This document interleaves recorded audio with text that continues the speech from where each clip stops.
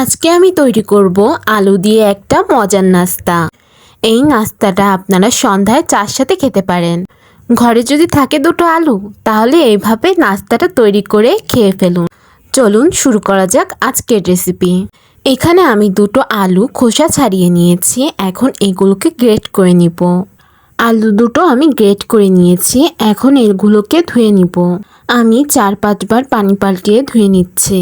ধোয়ার পর এখন এর মধ্যে দিয়ে দিব পেঁয়াজ কুচি, কাঁচামরিচ কুচি, ধনেপাতা কুচি, 1 চামচ চিলি ফ্লেক্স, হাফ চামচ মরিচ গুঁড়ো, হাফ চামচ ধনে গুঁড়ো, হাফ চামচ জিরে গুঁড়ো, হাফ চামচ রসুন বাটা, একটু ম্যাজিক মশলা আর স্বাদ মতো লবণ, আর ক্রিস্পিনেসের জন্য চালের গুঁড়ো দিয়ে দিব। এখন এগুলোকে ভালোভাবে একসাথে মিশিয়ে নিতে হবে। এই পর্যায়ে এর মধ্যে দিয়ে দিব বেসন। আবারও সব মিশিয়ে নিচ্ছি। এই মিশ্রণটা থেকে আমি পাকোড়া শেপ করে একটা কড়াইতে গরম তেল দিয়ে ভেজে নিব। আমি এক এক করে সবগুলো পাকোড়া এভাবে ভেজে নিব।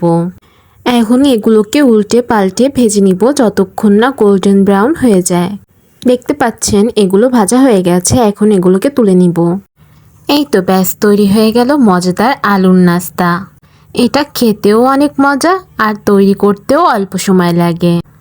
আর বানাতে তো অল্প উপকরণ লাগেই, সেটা তো আপনারা দেখেই নিলেন। এই তো ছিল আজকের রেসিপি। সবাইকে আল্লাহ হাফেজ।